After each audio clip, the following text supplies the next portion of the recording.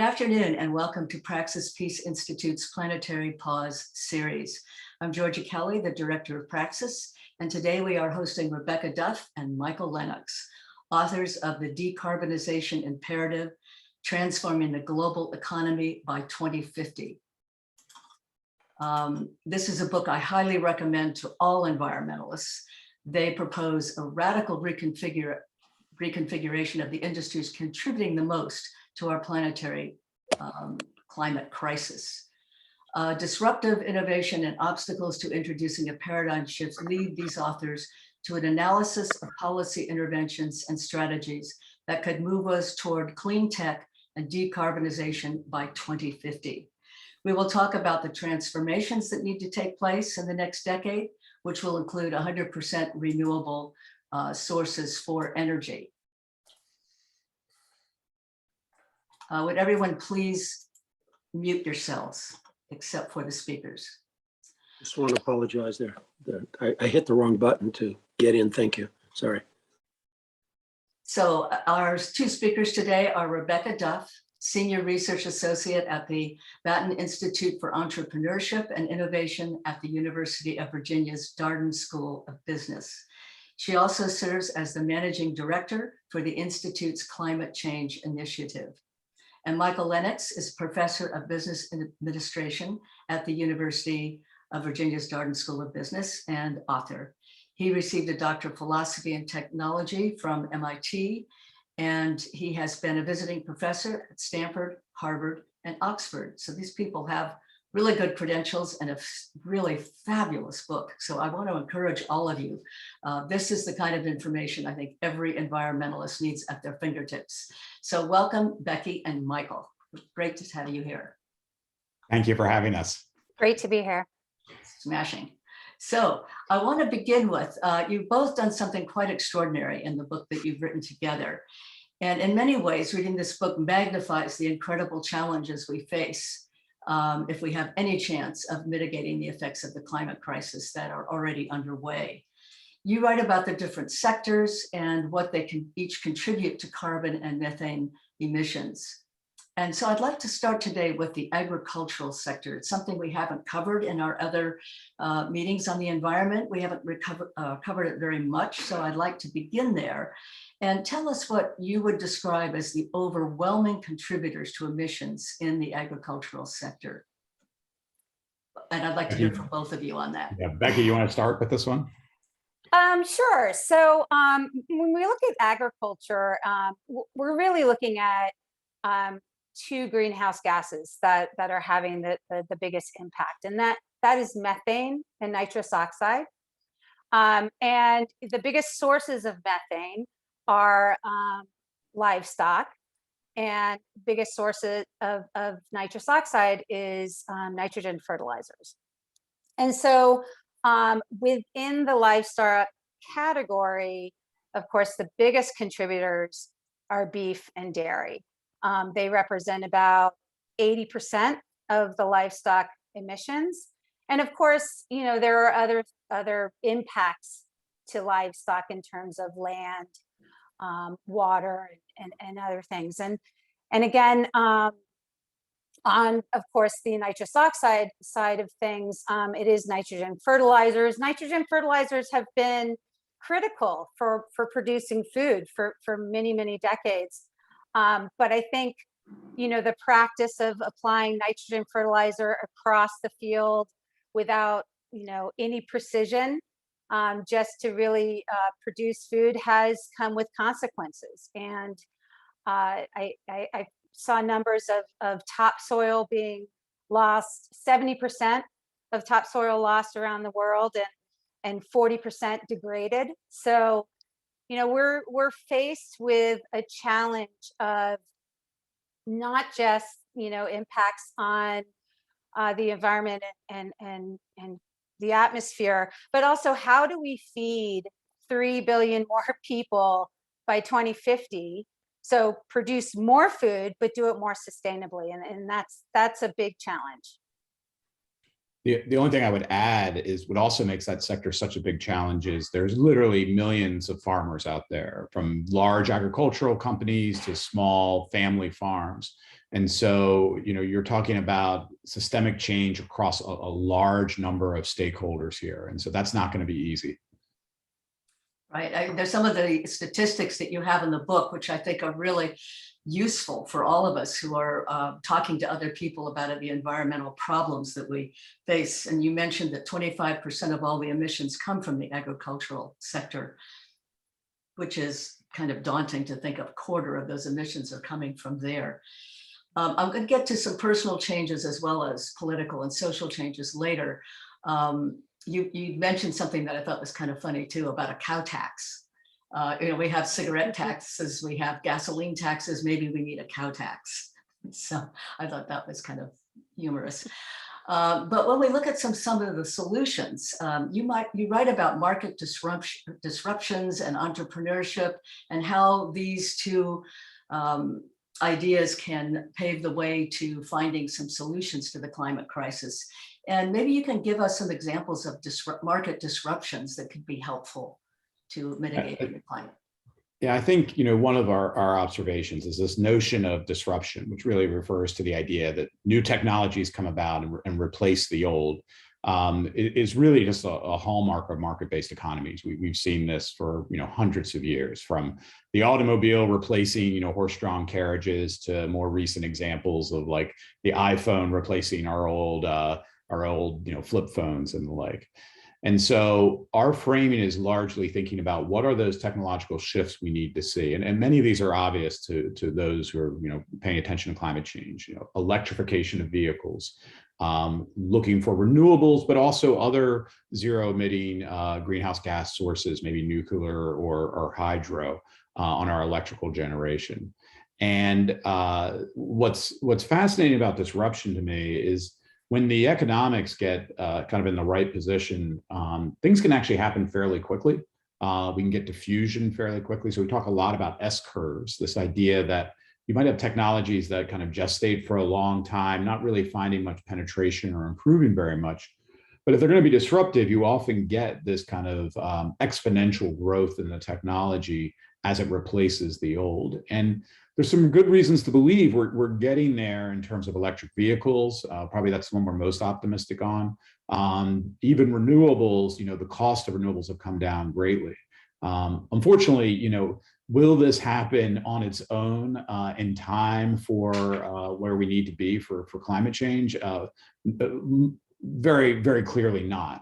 And so we spend a lot of time in the book talking about different policy interventions and the like to kind of get us to this decarbonized future that many people are kind of envisioning. Great. You want to say anything about that, Becky? Maybe I'll dive into some of the exciting things we're seeing in ag. Go ahead. So I think so. Ag is a tough one. It's a complex one. I think it's one that Mike and I like to say, in each of these industries, there's no one silver bullet in terms of a technology solution. But I think that for ag, it's like a buckshot. I mean, it's like so many things that have to happen in terms of best practices, such as regenerative agriculture and precision farming. And so getting back to, instead of covering the fields with nitrogen fertilizers, being more precise in when and where you apply fertilizers, and even use water to kind of reduce the amount of resources needed. So there are some best practices that are low cost and can be done now. I think the key will be, how do we pass along those best practices to developing countries? Because I think we're starting to pay attention, and things are starting to move and shift in developed countries, like here in the US. We're starting to see some alternatives, and we're starting to see some of these best practices being used. But the developing countries are the ones that are really going to be driving production in the next 30 years. And so, how do we share those best practices with other countries as they grow? But in terms of innovation, there's some really exciting things happening with beef and dairy. I think most people have noticed the selection of dairy alternatives is quite large now. And I have the personal story of 10 years ago trying to find an alternative to dairy and only finding soy as an option. Now, 10 years later, you see many different options available. It's almost confusing, but that's typically what happens with disruption. There's lots of different options, lots of different companies that come into the market, and it's really one of the hallmark signs of disruption. And alternative dairy is about 40% of the market today, and that's huge. Mhm. For beef, we're seeing some really exciting alternatives in plant-based coming into the market. And as a former beef lover, I gave it up a year ago. I do not miss it, because I will tell you that the alternatives are just as good Mhm. and that's key too. And Mike and I, talk about that. For a technology shift to really happen, not only does it need to cost the same as the technology or the product it's replacing, it has to perform or meet the expectations as the product it's replacing. And I think we're getting close to that in beef. I think the challenge is there are going to be people in this country that just say no to plant-based Mhm. beef substitutions. I think, again, looking at developing countries, they're not necessarily going to have access to these alternatives, and we've seen that as these countries grow and come into new wealth, beef and dairy are the things that start to increase as well in terms of access to those proteins. So I think we need to innovate on the beef side still. And there's one thing that I love to talk about is clean meat, and I don't know if people on this call know what clean meat is, but it's basically taking the cell line of the animal, of the cow, and growing the beef in a laboratory, which again sounds very sci-fi, but there's a lot of money going into this research, and I think it has some real potential for those that aren't ready to give up their idea of what beef is. That's really interesting. We won't need so many cows. Well, I mean, think about all the secondary benefits Right. of not having as many cows too. So I think it has some promise. Indeed. Well, I haven't eaten beef in so long, I don't remember what it tastes like. So it's been most of my life at this point. So I'm really happy to hear you talk about what you did. One thing I just want to go back, I'll comment on it now, and I know people who are listening will be wanting to comment on it later, but I think most of the people in our group do not see nuclear as any kind of a solution to renewable energy for many reasons, which we can go into later. But the scientists that we've been most paying attention to, like Mark Jacobson at Stanford, do not see that as a promising alternative for renewable energy. So we may or may not get into that. I'll leave that up to you. Yeah, I'm happy to quickly comment on that one. Sure, go ahead. We don't have any philosophical reason against nuclear necessarily. What we would observe is, for a variety of reasons, it is a technology in the decline. We have one new nuclear plant under construction in the United States. We're reaching a point where we're probably going to have to decommission quite a few nuclear plants that are kind of reaching their end of life. Countries like France and Japan, who have been heavy adopters of nuclear, are all pulling back because of the safety concerns and the waste concerns. So I think as we look forward, the chances that nuclear is going to be a big part of the solution seems less and less likely. It's just not finding the uptick. The one area where we see some interesting innovation is what they call modular nuclear, so kind of small nuclear reactors. I think based on technology you might see in like a nuclear sub and the like. And there's some interesting applications of that. There's some interesting work in that space that's happening. But again, it doesn't have that technological ferment that we see around renewables right now. Right, and it takes so long to build a plant also, so that's another strike against it as well. Yeah. I wanted to ask you, I mean, some of the things you recommend in your book, although you didn't call it this, but it sure looked to me like it, like a Green New Deal. A lot of what you're supporting, and I know you're both very environmentally focused, but when you say stop subsidizing fossil fuels and maybe have a carbon tax or a cow tax, and one of the things you pointed out, which a lot of environmentalists don't in their books, is that the way a car, not only how the car runs on maybe it's electric, but also how it was made. You count that as part of its carbon footprint. So it's from the beginning of the making of the car to its actual being on the road. That whole process you count, which I think is really important. And then you also mentioned the problem of exponential growth. So I want you to comment on that a little, how you see the problems of the way we in America especially view this need for continual economic growth. How would you maybe reframe it? Well, I think, historically, it is absolutely true that as economies have developed and advanced, we've generally seen an increase in consumption and material and resource use.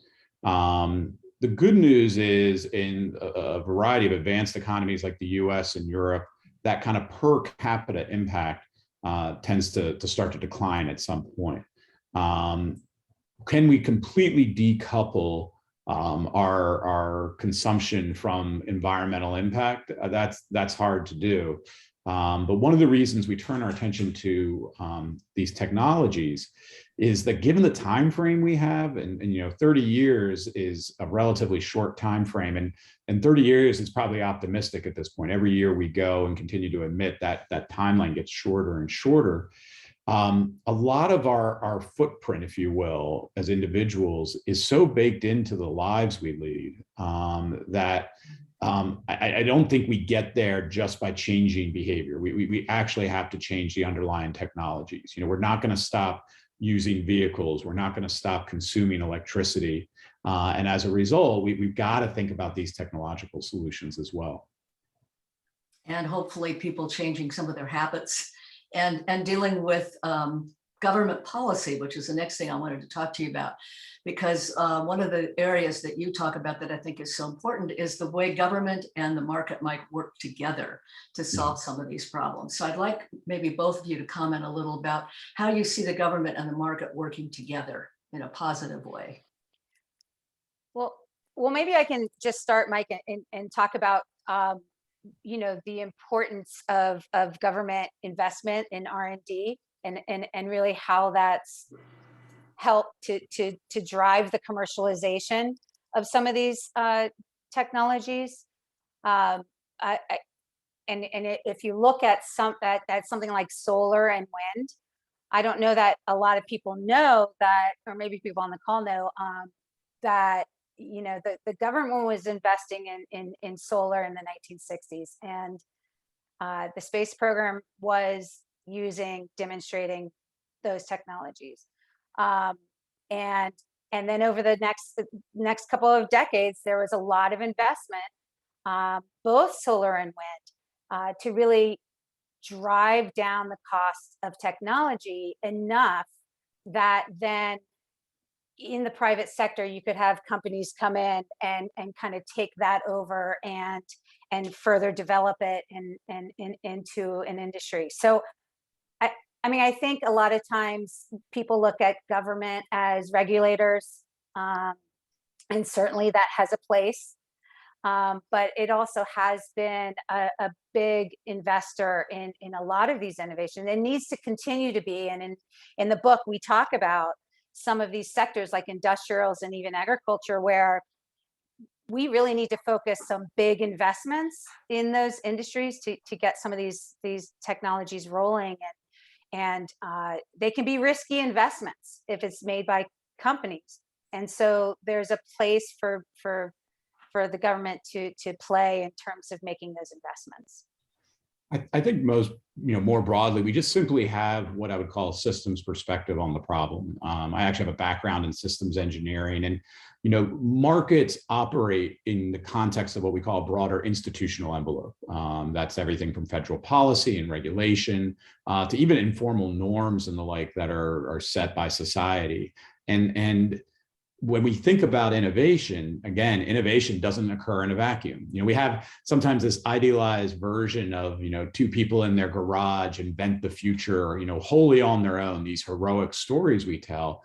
But when you really start to unpack most of our stories about advances in technology, it's a much more rich and complicated story. And there is a role government plays in very direct ways. think about a company like Tesla, which obviously has made great advances for electrification of vehicles. They received substantial government funding to help them bridge what we call kind of the valley of death for entrepreneurial ventures. They've paid that back now, and with interest. Some of the core technologies in batteries started out in our national labs and at universities that were funded through NSF grants and the like. The idea is that the government, federal government, other governments, they play an active role in shaping how innovation occurs. And the key for us, what we're facing today is how do we direct that activity to kind of get the clean technologies and get them where they need to be as a matter of policy. And that can also include infrastructure investment. We could talk about some of the recent bills that are on the floor in the federal government. It can be things like charging infrastructure for electric vehicles. There's a lot of levers to pull here to kind of help move the innovation system forward on these needed technologies. Yeah, that actually, my last question is going to go more to that too, but I wanted to bring something out that you mentioned in the book. It's just a few lines, but it's so critical for people to understand this. The difference between gene editing and GMOs. And so many people have no clue that they are not the same thing. And I'm just going to quote what you said, and then if you want to make some comments, I would love to hear it. But the quote is so perfect. The definition of gene editing is different from that of GMOs, with the former referring to edits made within the same genome, and the latter, GMOs, being defined as introducing foreign DNA into the sequence. So you want to say anything about that, because people confuse this all the time. Yeah. And the challenge is that, once they have it set in their mind, and that confusion can really hamper progress, right? And acceptance. Because ultimately in food and ag, you need to have the consumer acceptance. I mean, the consumer demand really drives shifts in that industry. And so that's very important, and education is very important. So I think, the gene editing piece, it kind of speaks to the need to continue to produce food, but do it sustainably. I mean, we need to figure out a way to increase yield without taking up more land and using more fertilizer. So how do you do that? You can use science, and I know that sometimes makes people cringe, science, but in this group we know science is real and the way to go, right? So you can use science to go in there and express certain genes that can increase yield, and this is something that's been used for years and years in other countries. I think there's a challenge of scaling and commercializing it in this country because of that fear and misconception around GMOs. I think the other exciting thing is not only do we need to think about production, but we need to think of resilience, right? Because agriculture not only contributes, but it also is going to be hit the hardest in terms of changing climate. And so gene editing can be a way to also make crops more resilient. And so I think it's going to be very important for our ability to grow sustainably in the next 30 years. Okay. Another thing I wanted to bring up, because we won't be able to go into this before we go into questions, but I wanted to alert everyone to the fact that in your book, you take on different sectors and explain how they're using energy now and how they're contributing to the carbon and methane emissions that we're dealing with. And it was a little daunting in a way. I mean, you do the transportation sector, the industry sector, the building sector, and agricultural sector, and show how all these contribute to the massive problem we have with climate crisis. So I wanted to mention that, and then if there's anything you wanted to say about this an overview of these different sectors and how we can maybe look at it in a way to not be overwhelmed, but to be empowered to do something. It's our hope that by kind of breaking it down into its constituent parts, we can start to get our hands around it. But it is daunting again. And again, I think when a lot of people think of climate change, they immediately go to, automobiles and the tailpipe, and they go to electrical generation, especially the use of coal and natural gas. Those are huge contributors and ones we need to be paying attention to, but they're less than half of global greenhouse gas emissions. And so we've talked a lot about agriculture on this talk. One we haven't talked much about is industrials. And so that includes manufacturing of all sorts. But there's a couple sectors that are particularly problematic: steel production, cement production, and petrochemicals. All three of those, in the process of creating those products, release greenhouse gas emissions. And there are, of course, abilities to substitute away, but I would just point out, like, steel and cement are kind of the backbone of our built environment, and are very hard to kind of eliminate their use. So again, we're kind of back into a world where we have to think about what would be some technological alternatives that don't have the emissions. In the case of cement, for example, there are active work on green cement, as they call it, that not only could eliminate the emissions in the production of cement, but actually could be a carbon sink by absorbing CO2 as the cement cures.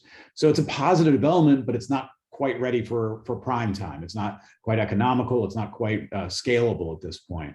But it's exciting, at least, that there is some effort and some interest there. Bill Gates has a investment fund called Breakthrough Technologies, where they're trying to pick some of these problematic sectors and trying to push what could be some solutions to them. So is that one of them? I mean, it is one of them they're looking at, yeah. Okay. And that's before we go to, well, I think at this point we'll go to some audience questions or comments. I'm going to look and see. It usually takes a minute or so before people actually get involved, but I might bring up a couple other things, because one of the things you did in the book too that I was struck by is you showed the amount of emissions that each sector was responsible for: agriculture, industry, building. And when you put that all together, you realize that, well, just driving my electric car isn't going to do it. It's helpful, but it's not really on the bigger scale of things. We've got to be looking in a much larger systemic way. That this is a huge issue. Policy is important. Yeah, I would say on that last one about electric vehicles, there's always some smart person who says, well, wait a minute, if your electric vehicle is powered by a coal-fired power plant, your net emissions aren't that much better. Absolutely true. The fact is we have to do both. We both have to, decarbonize transportation. Typically, it's going to probably be through electrification, and then decarbonize electrical generation. And so it's a question of doing both, not just one of these things, if we're going to get there. What do you? Oh, go ahead. Oh, I was just going to add that, there are some technologies, a few technologies that have some promise that they could help to decarbonize several industries. I think battery technology is one in terms of electric vehicles, but energy storage as well, and possibly buildings. But green hydrogen, and I don't know if people are familiar with green hydrogen, but to make hydrogen fuel cells, Toyota is making some fuel cell vehicles. Toyota believes that we're moving toward a hydrogen economy. Hydrogen itself can be used in many of these is being used in many of these different sectors. However, the hydrogen to make it relies on fossil fuels, right? So I think green hydrogen has a lot of promise, and what that is it uses a process of electrolysis to basically break water up to create hydrogen and then have vapor as the byproduct.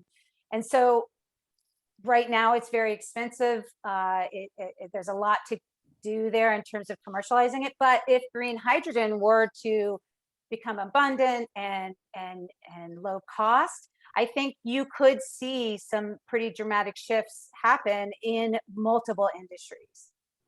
Well, that brings up 2 points I want to mention while we're waiting for other people.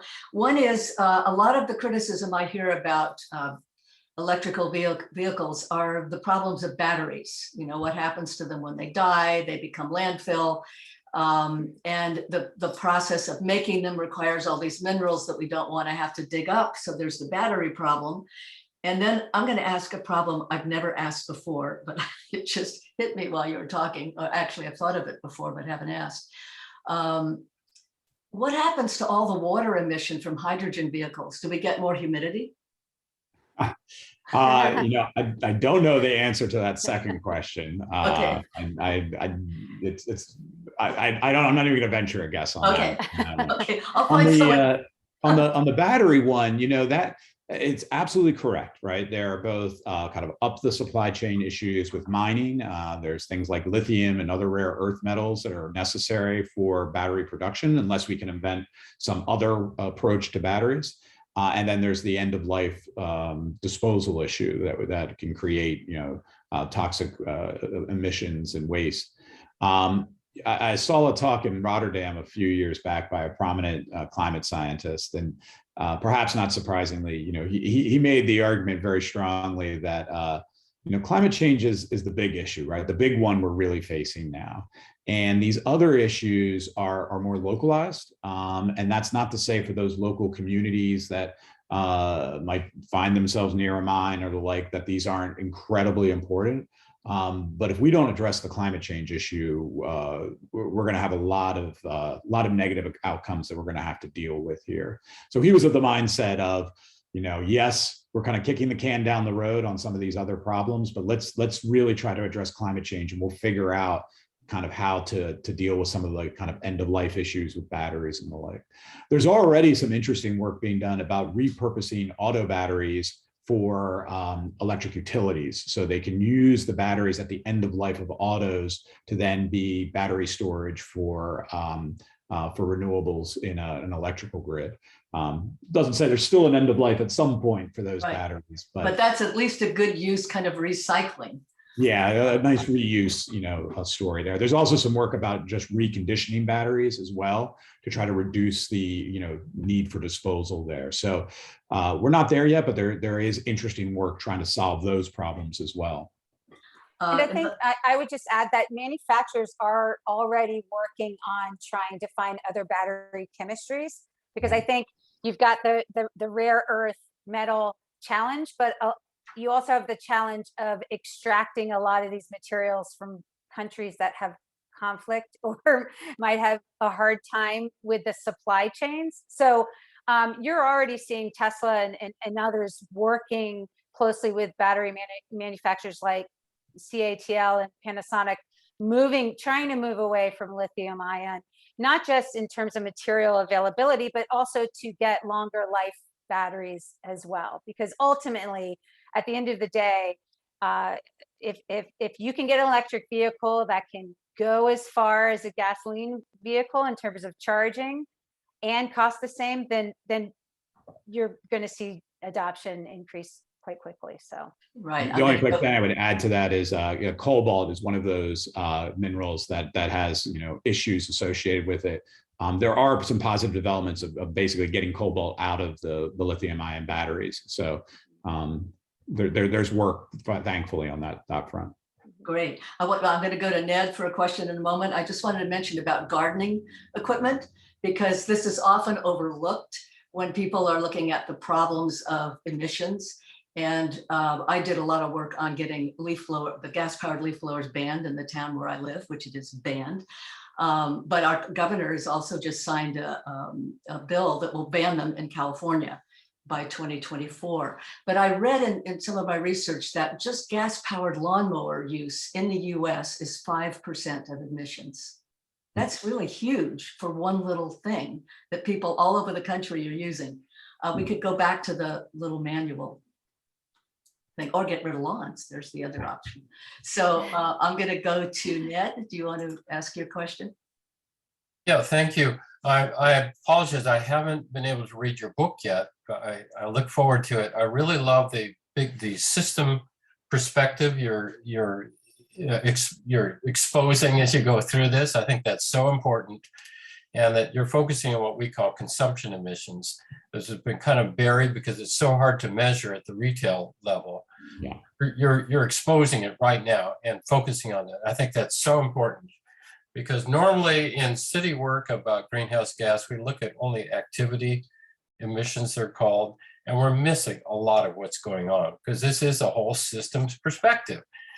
So a couple examples. One, friends of mine that actually the chief battery guy that used to work for Tesla is now, he started a new company in Carson City, Nevada, and they're focusing on, the circular economy kind of thing. So reusing important rare earth elements and all that stuff, how to get it back into the picture.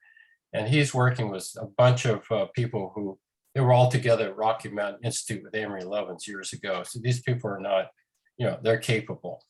So working on that. Also, Becky, you mentioned regenerative agriculture at first, and that's so beautiful, but that's working on natural systems. And because when you have healthy soils, the mycorrhizal bacteria or fungi in there, of course, make their own fertilizer by breaking down little rock fragments in the soil. So you don't have to add fertilizer. It's already there by natural means. It's accessible. So I don't know where to go. There's so much of this is just fascinating work, and we've got to pull these pieces together somehow. But we're not going to get there just at the surface, changing a few technologies.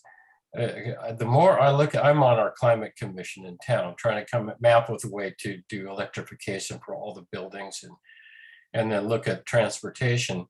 But it's a systems deal. We got to find some way to reduce the impact of everything. We look at cars, but what about all the infrastructure? You mentioned the embedded emissions in the vehicle itself and its manufactured, but then there's the roads, the parking lots, all the land use associated with the absorbed heat in the asphalt, and social destruction. It could be so much easier if we can get it simple again somehow, and attractive and beautiful. So all these pieces fit together somehow. I could go on, but I just thank you very much for being here and sharing this beautiful thinking you're trying to pull together. Ned, may I ask you a question? Well, of course. Because I'm really interested, going back, you said you were working on electrification. We didn't talk very much about buildings, but you're working on electrification for buildings. And, based on our research in our book, I know about a lot of the challenges. I'm interested in what challenges you're facing in electrifying buildings. Well, so far we're facing just the theoretical challenge of cost effectiveness of making the transition.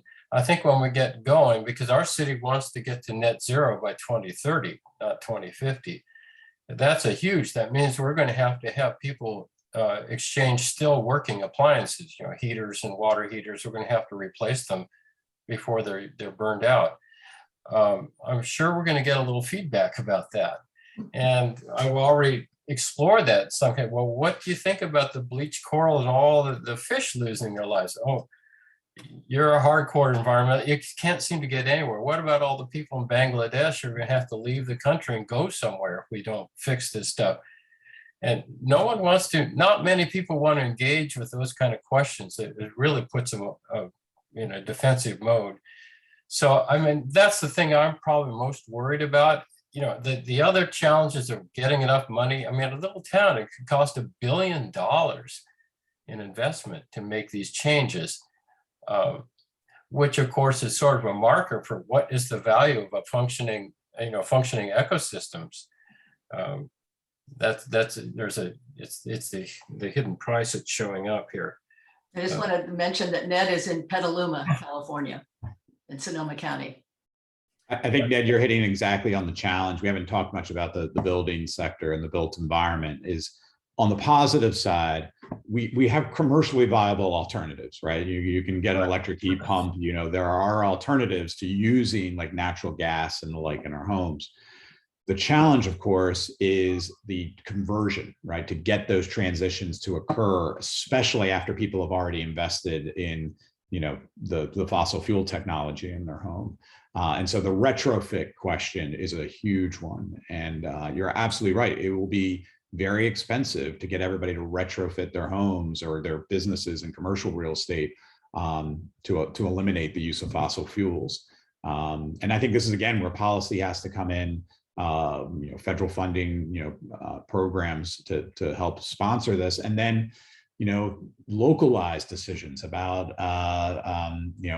building permits and how we restrict the types of buildings that people build. It's going to need a little bit of everything here to kind of make that transition happen and make it happen. Like you said, 2030 would be great, to get it done, sooner than later. Yeah. Thank you. Yeah, we've made the change for new buildings. They're going to have to build all electric. That's The the rest of easy the- part, right? That's that will pay for itself right off Yes. the bat. The other thing, especially in our climate, is not the same as yours. We have a pretty mild climate here. So the heaters don't operate, well, the water heater does, but space heaters don't operate that many hours per year. So there's not that much savings. Yeah. Anyway, we're working on that. The other part of it is just getting to net zero greenhouse gas is just the starting point. It's a hard start, but then we have to deal with all the legacy emissions. Yeah. And then, like the green cement you mentioned, well, there's also ways, it looks like they'll be active pretty soon, of sequestering carbon in aggregate. So the whole concrete mix can be a net negative thing. And road base, all that can be done with sequestered carbon. So I'll be quiet now, but this is very helpful for me. Thank you. Well, I think what we've just heard in the last few minutes with all three of you is the importance of always keeping the whole picture in one's mind, instead of just going in and saying, oh, it's all about the car I drive, or it's all about the way I'm going to build my house. It's all about the whole thing. It's all about building, transportation, agriculture, industry. It's all about all of it. And that's very hard without some kind of a discipline in your mind to always keep that awareness. And that's the kind of education we're looking at, how to help people keep that awareness in their mind at all times, so that stopping eating meat is only just a little piece of what we need to do. It's connected to all these other things that we also need to be active about and teach people about. I would also highlight, on the policy side, the differences in these sectors, in essence, lead to different policy outcomes and policy recommendations. And in some cases, things are, again, moving fast, and that's great. And then in others, we're going to need significant, intervention from the government to be able to move these things along. Right. Does anyone else have, Gina, you wanted to say something? Then Lori. Yes. This conversation made me think about gas stoves for a minute, because I'm going to be remodeling.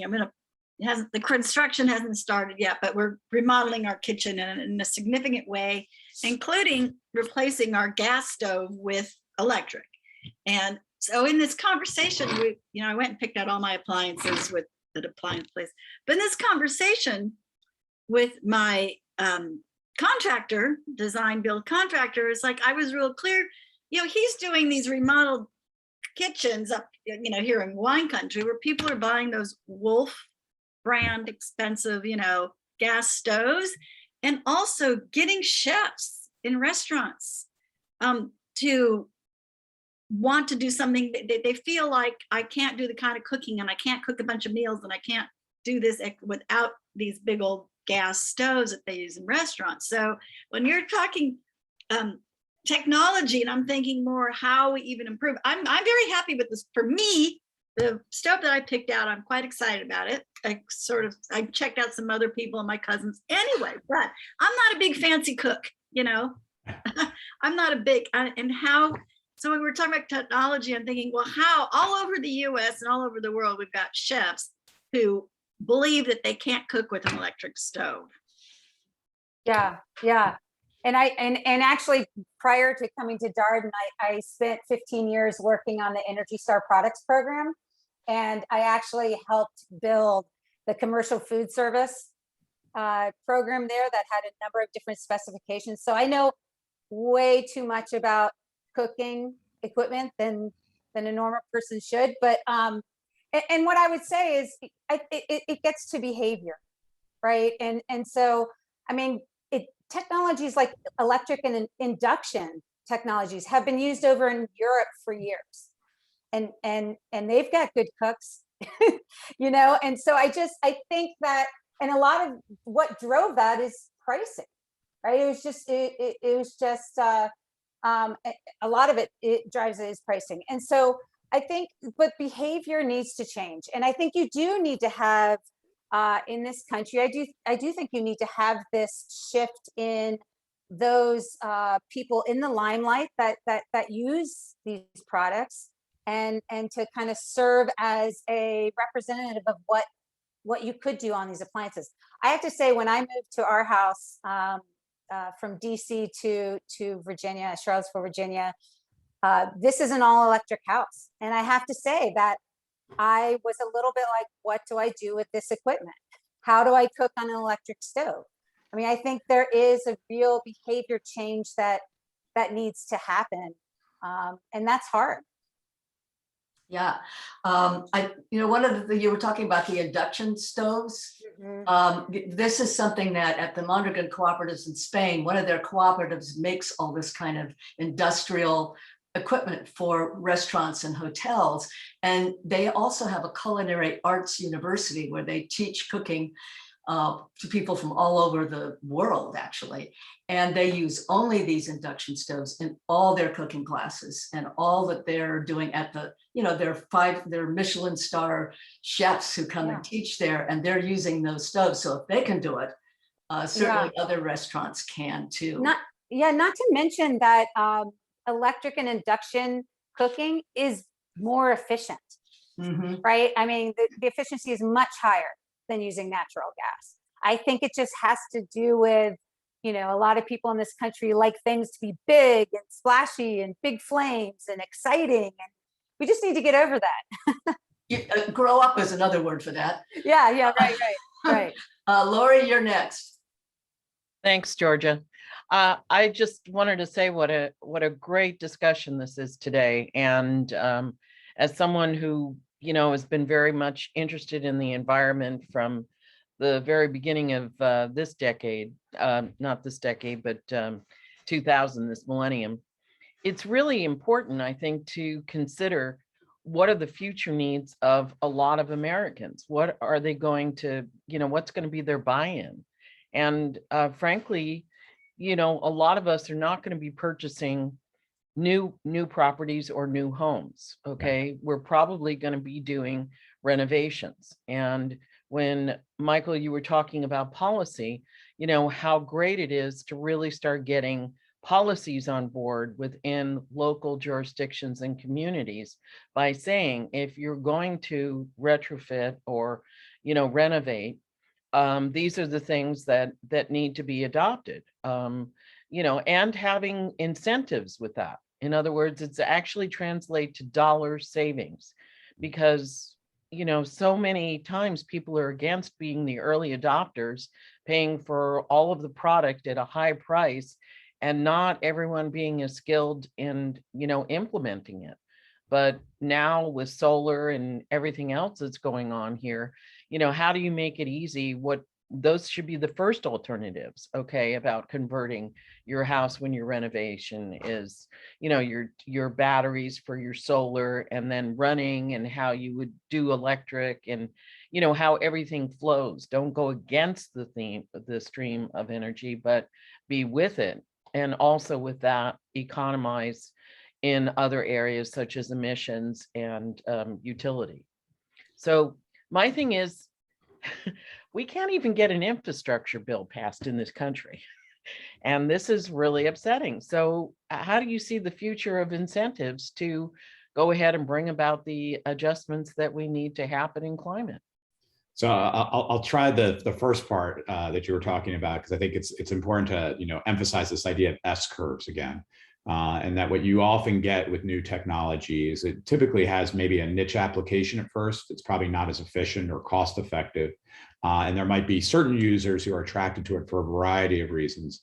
But the hope is you move down a learning curve. And as you move down that learning curve, the technology gets more acceptable and broadly acceptable. One of the, I think, brilliant insights that Tesla had was recognizing that if you aim at the top end of the market, at the luxury car market, there's a little more wiggle room for price there. That allows you to kind of absorb the high cost of what the time of producing an electric vehicle. But the good news is over time, greater production scaling up, we drive down the cost of producing, especially batteries.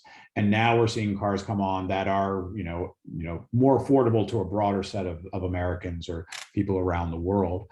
That's very typical for technologies as they roll out and the like. So driving down the learning curve, reducing the cost, making it more economical for others to purchase is an important part of this. And that could go back to what we were talking about with induction heating and the like as well. You'll see a similar type of pattern.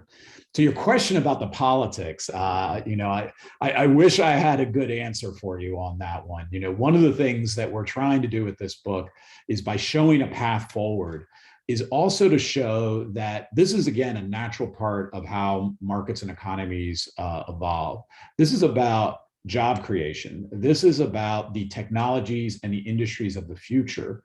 We all too often politicize some of these things as if they had a political leaning, like solar panels have a political leaning, and trying to reframe the narrative that this isn't some, diametrically opposed choice between our, welfare, our economic welfare, and climate change. I think is really important, because what we hope is that there are so many things that should be non-controversial in what we need to do. With that said, Laura, I'm right with you. It seems like even the most basic steps we're still struggling with here. And again, I wish I had an answer for how we get over this log jam that we see, especially in the U.S. federal government. But like I said, there's lots of opportunities to frame this as an opportunity and not as just simply a burden or a cost on society to try to deal with climate change. Yeah, Lori asked that as our former mayor of Sonoma, very involved in policy. So I'm going to go to Ken. Ken, are you there? Yeah, Lori, I guess, brought up what I was going to bring up. I should have taken my hand down, but considering the political climate, I mean, politics is going to drive all of this. As the way I see it, when you see half the country is bonkers, and the leadership of the country is just as bonkers or worse, the people who don't believe in this don't care. Even if they believe in it, they don't care, because they're looking to squeeze the last drop of blood out of everything. And they don't care what happens to the rest of us or themselves even, I think, at the end of the day. So politics is the driver. And that's where I think we should be spending a great amount of time, is trying to elect people who think about these things, especially the way you guys think about these things. And if that doesn't happen, I don't see where we have a chance. In the next 4 years, this whole thing could turn around, and every advance that we're trying to make here will just be a waste of time with the politics as they seem to be headed. What do you think of that? I mean, basically, I'm saying what Laurie did. I just sort of built on it a little bit, because I think that's the scariest part of it all, is not having the political will or sensibilities to make these things happen. Well, and Mike, you can talk to the policy angle, but I think the thing that was really concerning to us in doing the research is not just in terms of passing bills, regulation, policy, but also in terms of the amount of investment that the government was putting into new technology development and innovations over the last several years, over the last administration. We're really coming down. And so that's also concerning, right? And so that's not only are you having these fights on Capitol Hill in terms of passing climate legislation, but now you're having people that are starting to chip away at just the innovation piece that is less public and less So I think that was one of the things that really worried me when we did the research. Yeah, and let me frame it maybe in the business community. It's interesting. We sometimes treat business as monolithic, right? Like there is this thing called the business community even. The fact is we have a whole very diverse set of interests out there. And what often happens with disruptive technology is you have winners and losers. So looking at this future we're talking about, there is a clear loser, which is the fossil fuel companies.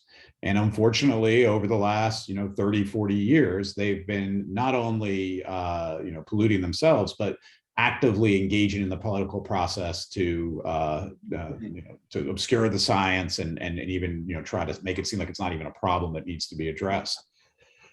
To put a little bit of a positive spin on it, the good news is in a number of these arenas, we're seeing now the emergence of industry sectors that can be a counterbalance to that. I always like to point out there's about 50,000 coal jobs in the United States, well over 500,000 jobs in the solar industry now. So the solar industry far outclips the coal industry in the United States at this point. We're seeing, lots of entrepreneurial activity. We're seeing venture capitalists, near you all there and in Sonoma, interested in investing in clean technology. All of that helps start to shift some of that political narrative and also the even direct spending of political influence by business in ways that might be more helpful there. Again, I don't want to be Pollyanna and suggest this is going to solve itself. I think this is a real challenge. We're seeing even what I'll call downstream companies that maybe use electricity or the like, realizing the risks that are inherent to them of not addressing these issues, either from their customers or even from the sense of kind of climate, like direct climate risk, and they're helping move the needle.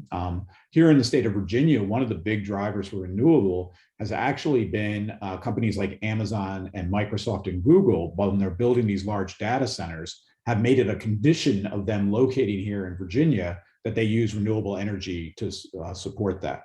Now, part of this is part of their own efforts to decarbonize, but it's also because they're looking for resilience in a climate changed world, and having solar generation and the like gives them greater hope that they're not dealing with the vagaries of the fossil fuel markets. If you've been paying attention right now, oil and gas have skyrocketed in the last few months, given some of the supply chain disruptions we've seen. There's a political angle to this on a global scale, where you see Europe being beholden to Russia for supplies of natural gas. All of those start to incentivize either governments, but also companies to start to say, wait a minute, we don't want to fall into that trap, right? And renewables and some of these sources help free you up of those types of supply disruptions we see in the fossil fuel industry. So as always, as we've been keep saying, it's the system, it's complex, and there's a variety of different stakeholders here who hopefully are becoming aligned with a decarbonized future. And they can be helpful in kind of moving some of the log jam, if you will, in the political process. But how do you convince a senator from West Virginia that coal is the old industry and we need to think about the future? I'm at a loss, other than to point out coal is actually a very small part of the economic contributions to the state of West Virginia. Except Manchin has economic interests in them. He has personal economic interests that's in the problem. in the coal industry. Right. But if he was truly serving his constituencies, I would make a very strong argument that trying to keep a dying industry like coal alive is not in the best interest of his constituencies. Absolutely. So if there's, yes, Gina? In this conversation, it just, on the bright side, I think, Michael, you just hit on some positive notes in this, and looking how, I can't remember now there was a couple different auto manufacturers who have said by 2030 or 2035, whatever it is, we're only gonna make electric cars. I mean, this is the kind of thing you were talking about. And one of the conversations missing, one of the data points I wish there was out there more. I bought an electric car about a year ago. My husband and I bought we got a Kona EV. I love it. Rotating the tires is the only maintenance that it's needed. But my point is number of people I know, when I've talked to, sorry about my barking dog, they bring up the cost, and they bring up how these are more expensive if you buy it. But there's all that information about the maintenance costs, besides the no gas costs, and the maintenance costs actually means I'm going to spend less money than somebody who bought a non-electric Kona that was cheaper up front. And the more the more that is common knowledge. And even things going back, we talk about appliances, being that appliances were on my mind. A little over a year ago, I bought a new washer dryer, 25-year-old dryer. The dryer was gas, my old one. My new one's an electric. It's an easy thing to do. So my opinion is that, well, now these appliances, as your appliances die, and no appliance is ever going to live for 25 years anymore, after 25. But whether it's a stove, whether it's your dryer, whether it's your heater, if you can't go out and buy, I mean, you can now, but if the world made it so there was no market and you couldn't buy an electric dryer, gas dryer when you needed a new dryer, or a gas stove when you needed a new stove, that would help with the conversion. Yeah, I Well, totally I- agree. Oh, go ahead. Go ahead, And I Becky. was going to say, and this is where someone brought up incentives, right? I mean, this is where, and when I worked on the Energy Star program, we talked about this all the time. Energy Star labeled products cost more upfront than non-Energy Star products. And in this country, consumers look at first cost. A lot of them are unable to think about the payback that they're going to get longer term. So we need to do a better job of laying that out for them, to show them the benefits of maintenance or energy savings over time. I think that, education is a bit of a challenge, but also, Mike was talking about how technologies develop and costs come down. A lot of times you can bridge that cost gap with incentives, like electric vehicles they still have, I think, the $7,500 incentive. That doesn't completely cover a lot of the increased costs, but it helps. And utilities with appliances and can help cover some of the cost of fuel switching. And so I think until those costs come down, there are different players in the market that can help cover that gap in costs until they come down in cost. But Mike, you want to? And I would just say, I think sometimes too, there's perceptions or misperceptions about new technology that you simply need to kind of educate the populace about, or population about. Electric vehicles, I always find it interesting when people are like, well, Teslas are so expensive, so electric vehicles are expensive. A Tesla is being comparable to a Mercedes, a Audi, a BMW. In the class of cars they're competing with, they're actually fairly close in price there. And to your point, Gina, about, I got on my soapbox about electric vehicles. They're simple machines. They're basically a battery stack and a set of electric motors. They don't have the maintenance costs. They don't have the cost of filling the tank, for sure. But in addition, if you drive down the price of the battery, like we have seen, there is good reason to believe that we are going in the next few years to find electric vehicles are actually cheaper than internal combustion engines. And I think when that occurs, we're really going to start to see a natural flip. And it's not going to be people buying necessarily to even be green or to worry about climate change. It's just simply going to be electric vehicles are the superior vehicle on the market. I'm very excited about Ford's rollout of the F-150 electric, what they call them Lightning.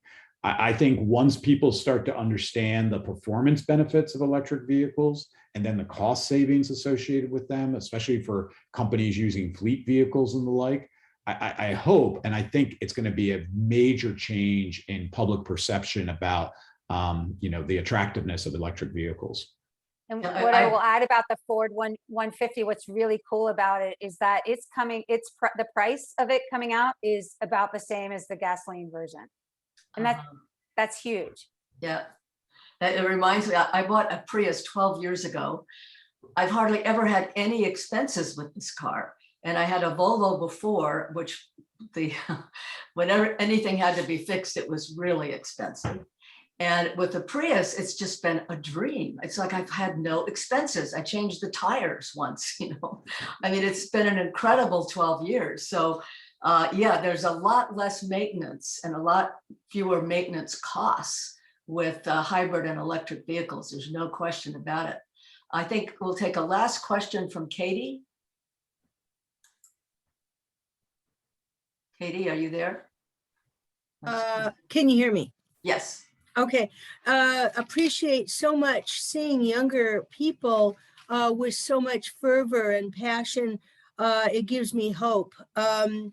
The only other thing I was going to throw in as I listen to you is I'm thinking about how to get the buy-in, and literally the buy-in. And I guess it's going through my mind a couple things. One, and then I'll ask my question. One is the way cigarettes changed and people quit smoking it was life-threatening. And the way COVID, not everybody took the vaccine, but the way we got buy-in it was life-threatening. And I'm thinking when you talk about meat and all the things, how do we give incentives to people? Well, they can get cancer from this stuff. And I just want to throw in that little dust ball that maybe you can, I guess my question might be, can you encourage people in your narrative to be afraid to die? I think you're absolutely right. When behavioral change occurs, it is often because of that, narrow concern. We've seen this with some use of like PET plastics and the like, right? Where when it's going to threaten you or especially your children's health, we get, changes. I would suspect that things like alternative protein milk or alternative dairy milks, soy and the like, has been driven as much by health concerns as it's been, concerns for the environment there. Now the question is, some of these things, maybe don't have as much health concern directly, and how do you convince people to internalize that longer term impact of climate change? And that's why this is such a vexing problem, right? That this is a slow moving disaster, though it's increasing in pace. And it's hard to convince people. I forget it was Ned or whoever had said earlier about, how do you convince people to make these types of changes, to make these types of investments if they've got the blinders on and they're thinking about tomorrow and they're not thinking about 20 years down the road. And that's human nature. I don't think we should be, entirely dismissive of that. That is human nature. But from a political standpoint, from a regulatory standpoint, like we have got to find the ability and the will to make the hard choices and do the things that are necessary, because we don't want to leave a world to our children that is going to be, radically transformed here by climate change. And I think sorry. No, go ahead. I was going to say the other challenge I think is even in areas of the country like Florida, I think Yale had this survey that it did of people living in different regions of the US and whether or not they believed in climate change and were they worried about climate change. People in Florida are worried about climate change. And there's a reason, right? They're seeing it firsthand. But even in that situation, they don't know how to act or what to do, right? And so you have this additional complexity of even when they feel threatened, what is the call to action? How can they make change? It's very hard. Yes, indeed it is. And we've had sort of a de-education in this country for many years now, where people are less educated than they were at one time. And that's unfortunate because it adds to the problem. But this has been such a rich discussion, and you have offered so many ideas to all of us. And I want to again encourage people to get the book, because what is so exciting about the book is that it brings the whole system together of what we're dealing with. And I haven't seen that in one place in the way like you've both done it. Your research is excellent, and it's readable for me, and I think all of our people. It might not be for a lot of people, but I think all of us, it's a very readable, exciting book, and it spurs one to action as well. So I just wanted to ask if either of you want to say anything before we complete our recording. I'll just end by saying it's overwhelming, right? And at the end of the day, I think Becky and I are optimists by nature, and we just need to get on it. We know all the challenges. We know all the challenges technologically. We know all the challenges politically and economically. But we've got to address this. And I hope that our book at least provides some paths forward where we can start to get some traction here, and we can start to make some progress. We have to act as if we're optimists, even if we're not. That's right. So thank you both so much, Becky and Mike. I really appreciate your input today and the time you've spent with us answering all these questions and explaining things in your book. It's been remarkable. So thank you. Thank you. Thank you. Thank you, Georgia. Thank you so much.